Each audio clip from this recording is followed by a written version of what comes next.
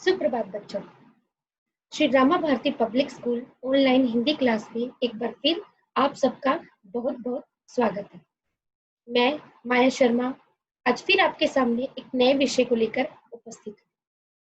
जैसे कि आप सभी जानते हैं, पिछली कक्षा में हमने भाषा, लिपि, व्याकरण आदि विषयों पर चर्चा की और समझा।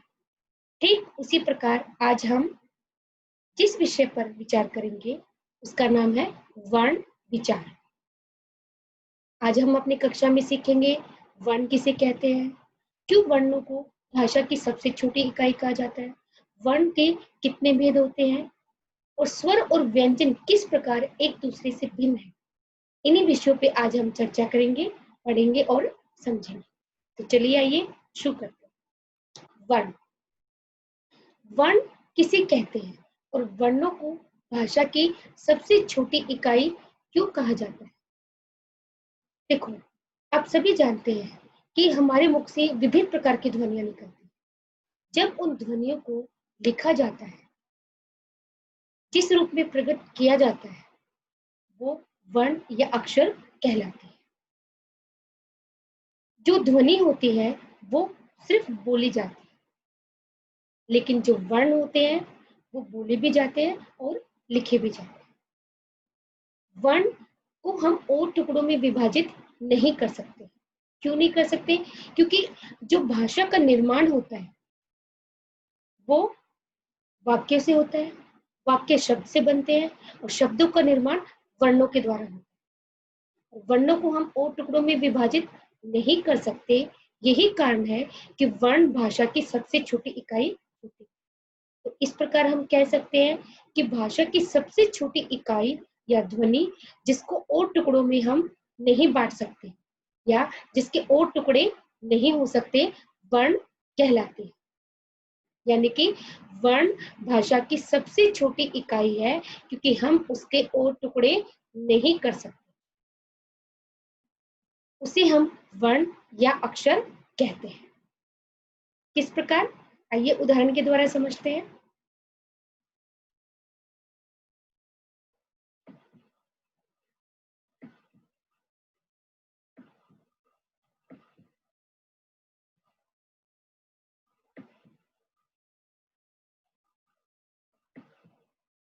देखिए, वर्ण की परिभाषा, वर्ण के भेद। तो पहले हम वर्ण की परिभाषा समझते हैं। वर्ण या अक्षर किसे कहते हैं? वर्ण या अक्षर भाषा की सबसे छोटी इकाई जिसके और टुकड़े नहीं किए जा सकते, वह वर्ण कहलाते हैं। यानी भाषा की वो सबसे छोटी इकाई जिसके और टुकड़े हम नहीं कर सकते, वर्ण या अक्षर कहलाते हैं। जैसे अ, क, त, र, ये सभी वर्ण हैं जिसके हम और टुकड़े नहीं कर सकते, इसलिए इन्हें भाषा की सबसे छोटी इकाई या ध्वनि कहा जाता है। वर्ण के दो भेद होते हैं। वर्णों को हम दो भागों में विभाजित कर सकते हैं, पहला स्वर, दूसरा व्यंजन। यानी कि वर्ण के जो भेद होते हैं वो स्वर और व्यंजन होते हैं, जिनके बारे में आपने पिछली कक्षा में भी जरूर पढ़ा होगा। अब इससे पहले हम स्वर और व्यंजन को समझे, हम एक बार फिर वर्ण को उदाहरण के द्वारा समझते हैं कि किस प्रकार वर्ण सबसे छोटी ध्वनि कहलाता है। भाषा को वर्ण की सब वर्ण को भाषा की सबसे छोटी इकाई क्यों कहा जाता है? देखिए, ये देखिए आपके सामने चित्र दिखाई दे रहा है जिसमें एक कमल का फूल है, एक किताब का चित्र है और एक शेर का है। ये जो सभी शब्द है, कमल, किताब, शेर, ये सब कई ध्वनियों से मिलकर बने हैं। कैसे? आइए समझे। कमल, जो कमल शब्द है वो किस प्रकार अलग अलग ध्वनियों से मिलकर बना है? देखिए, क, अ, म, ए, ल, ए। यानी कि जब ये सब ध्वनियां मिलती है, जब इन सब वर्ण आपस में मिलते हैं, तब जाके कमल शब्द बनता है। ठीक इसी प्रकार किताब, क, इ, त, आ, ब, ए। जब ये ध्वनियां मिलेंगी तब किताब शब्द बनेगा। और ठीक इसी प्रकार शेर, तो शेर को हम कैसे अलग अलग ध्वनियों में बांटेंगे? श, ए, र, ए, शेर। तो इस प्रकार हमने देखा कि हर शब्द कई ध्वनियों से मिलकर बना है, लेकिन हम इन ध्वनियों, इन वर्णों को और अधिक टुकड़ों में नहीं बांट सकते, यानी कि ये सबसे छोटी इकाई है भाषा की, यानी कि जिसके हम और टुकड़े नहीं कर सकते हैं। तो इस प्रकार हमने देखा कि भाषा की सबसे छोटी इकाई जिसके हम और टुकड़े नहीं कर सकते, वर्ण या अक्षर कहलाते हैं। जैसा कि अभी हमने उदाहरण के द्वारा समझा, इन्हीं सभी ध्वनियों को वर्ण या अक्षर कहा जाता है। तो इस प्रकार आप समझ गए होंगे कि भाषा की सबसे छोटी इकाई वर्ण को क्यों माना जाता है, क्योंकि हम इसको और टुकड़ों में विभाजित नहीं कर सकते। इसीलिए भाषा की सबसे छोटी इकाई ध्वनि या वर्ण कहलाती है। आओ बच्चों, अब हम वर्ण के भेदों यानी स्वर और व्यंजन के बारे में पढ़ेंगे। स्वर,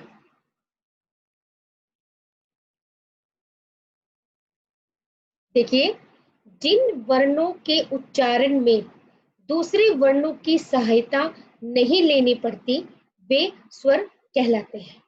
चलिए इसको समझते हैं। यानी कि स्वर वे वर्ण होते हैं जब हम इनको बोलते हैं, यानी कि जब हम इनका उच्चारण करते हैं, तो इनको बोलने के लिए इनके उच्चारण में हमें दूसरे वर्णों की सहायता नहीं लेनी पड़ती। अगर मैं ये कहूँ कि जो स्वर होते हैं वो स्वतंत्र रूप से बोले जाते हैं। स्वतंत्र का मतलब ये अपने आप में पूर्ण होते हैं। इनको बोलने के लिए हमें दूसरे वर्णों की सहायता नहीं लेनी पड़ती, वे स्वर कहलाते हैं। जैसे ए, आ, इ, ई, उ, ऊ, री, ए, ओ, औ। ये सभी स्वर वर्ण है। और जो स्वरों की संख्या होती है वह होती है 11। स्वरों की संख्या 11 होती है। तो बच्चों, स्वर वे वर्ण होते हैं जिनके उच्चारण में हमें दूसरे वर्णों की सहायता नहीं लेनी पड़ती, यानी कि स्वर का उच्चारण स्वतंत्र रूप से किया जाता है। और जो स्वर की संख्या होती है वो होती है 11। इसके बाद हम व्यंजन के बारे में पढ़ेंगे। व्यंजन स्वरों से बिल्कुल विपरीत व्यंजन होते हैं। विपरीत का मतलब बिल्कुल अलग। अलग कहने का मतलब कि जो ध्वनियां स्वरों की सहायता से बोली जाती है उन्हें व्यंजन कहते हैं।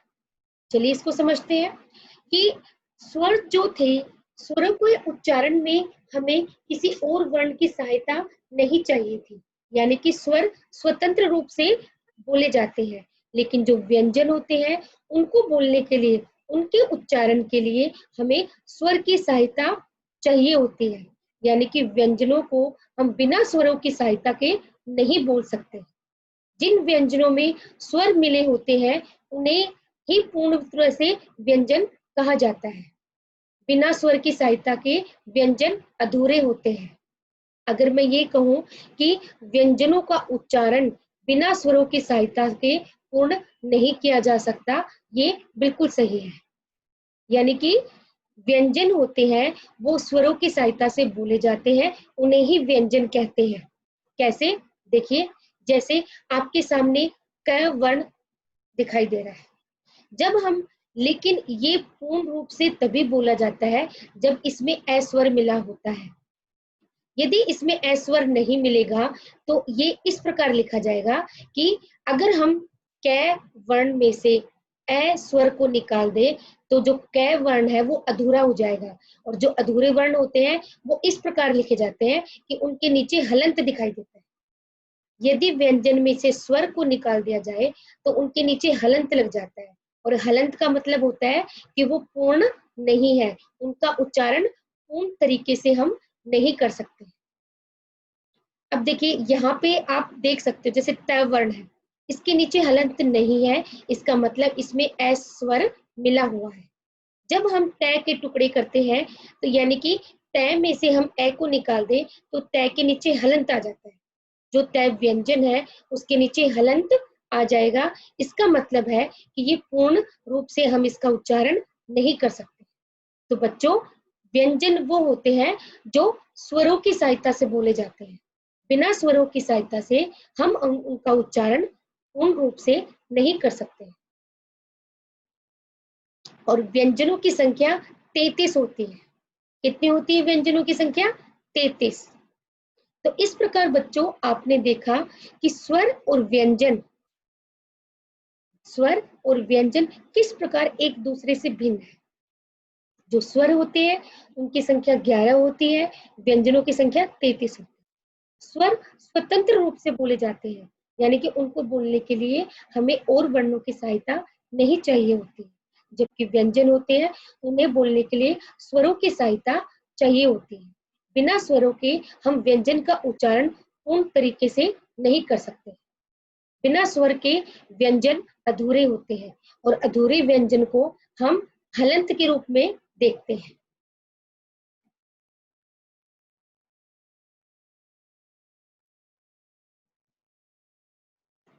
ये देखिए, व्यंजन 33 प्रकार के होते हैं और इनको आपने पिछली कक्षा में भी पढ़ा होगा, जैसे क वर्ग, च वर्ग, ट वर्ग, त वर्ग, प वर्ग, उसके बाद य र ल व श स स ह। तो इस प्रकार व्यंजनों की संख्या 33 होती है।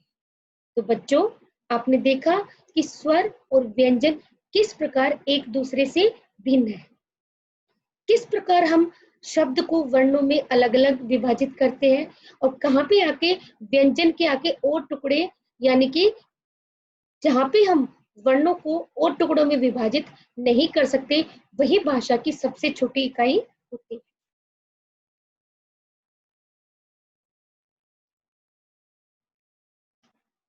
तो बच्चों, देखा आपने कि वर्ण भाषा की सबसे छोटी इकाई जिसको हम और टुकड़ों में विभाजित नहीं कर सकते हैं।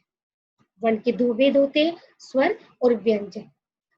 स्वर और व्यंजन किस प्रकार एक दूसरे से भिन्न है, ये भी आज हमने अपनी कक्षा में समझा। तो बच्चों, जो भी आपने सीखा, जो भी आपने समझा, उसका अभ्यास करिए। हम फिर अपनी अगली कक्षा में आगे के विषयों को लेकर चर्चा करेंगे। तब तक के लिए नमस्कार।